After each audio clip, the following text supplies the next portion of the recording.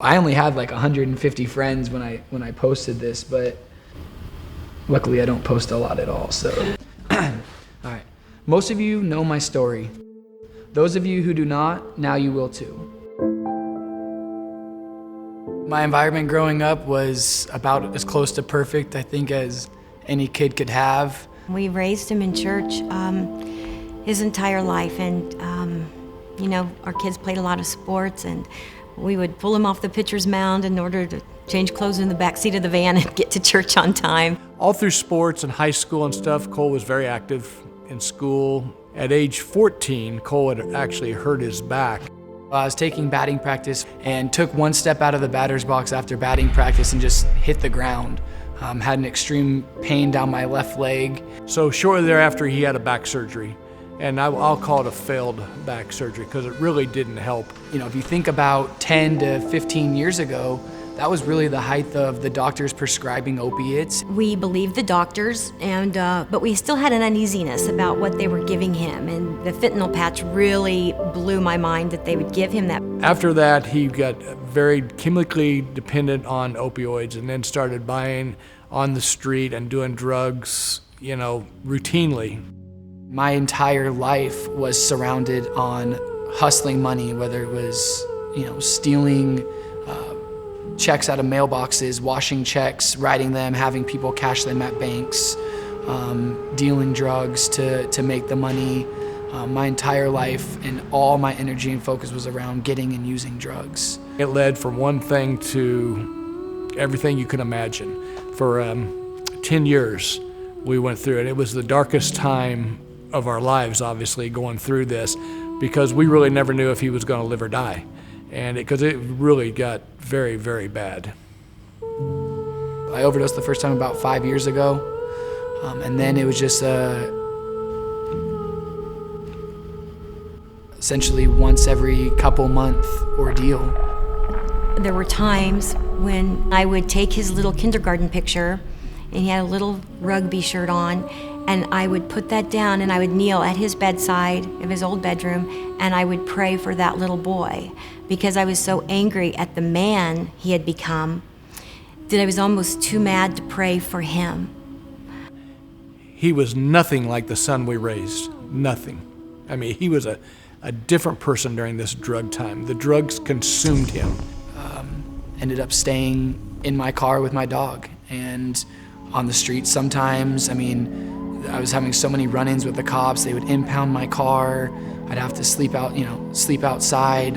There was one day I remember, and I was doing my devotions, and I looked up at the Lord, and I just said, God, we aren't reaping what we sowed. And not that we were perfect parents by any means, but I felt like this isn't what we sowed. We're reaping something in our son totally different than what we put into him. I still remember the day I said, Lord, I'm done. I'm giving it to you. I'm trusting you with my whole spirit and life with this. If you can, it's in your control, not mine. And things started turning around. We were out of town, and we left the house, locked up.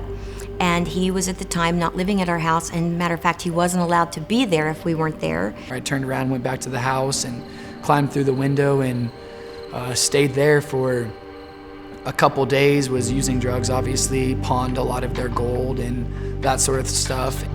I got something on my phone that said that somebody had been on my computer, and I said, Jeff, somebody's on the computer, it's gotta be Cole. And so they called the police, and the police came and arrested me on the spot, got taken to jail, and was arrested on home invasion, burglary charges. We prosecuted him, and that was one of the hardest things as a parent you will ever do.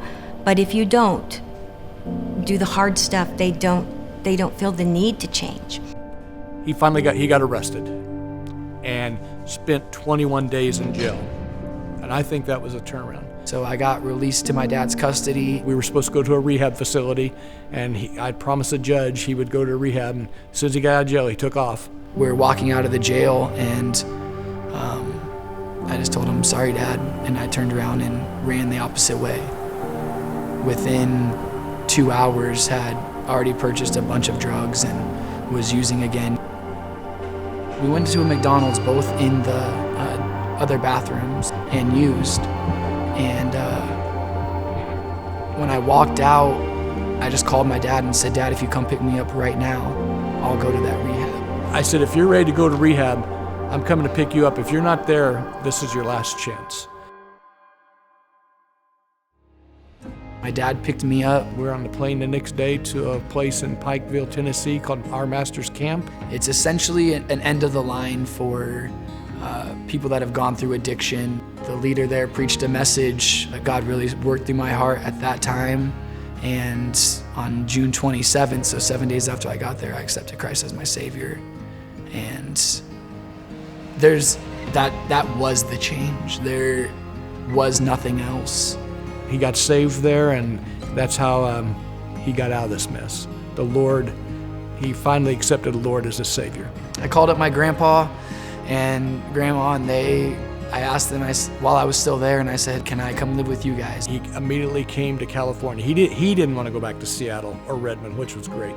He came down and lived with his grandma and grandpa. And so I came to Lancaster, started going to the chapels, to chapel every morning at the college. Then I actually enjoyed it so much that I decided to finish the 1-year Bible degree here.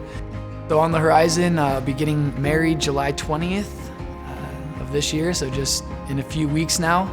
Madeline went to a Christian school, local Christian school in the area. When we started dating, she started coming to church with me, and we started doing discipleship together, and then kind of realized the same thing, where she had never actually made a profession of faith at one time, and just accepted Christ as her Savior during discipleship. Given him this beautiful, young, Christian, sweet bride, and a body with no illness. Now I've been clean now for going on 3 years, and you ask me what's different, but I honestly can't really describe all of that. My entire life is different. There's just nothing that's the same. As long as there's life, there's hope. And as long as God answers prayers, which he always will, there's revival. And I feel like this is our family's miracle. So I think a lot of times revival just comes from a heart full of thanksgiving, and ours is overflowing because of the miracle God did for our family. Well, I definitely see it as an illustration of revival in that way. But in our life, my life personally, not just Cole's, but there's not a day that doesn't go by that I don't thank God for what he did in Cole's life. And so, reviving that way, he has strengthened my faith during this time so much. The story is, I couldn't, but Jesus could. That is the story in its entirety. God let me go through all of this, and then miraculously brought me out of it so I can share his glory with others. Oh, and I still have Quincy, my dog. Thank you for reading my story, and feel free to share it with anyone you think it might help. I want to use my past to help others, and especially for them to come to the saving knowledge of their Savior. God is still performing miracles today. Accept his free gift of salvation and become one of these miracles. Thank you all again, Cole.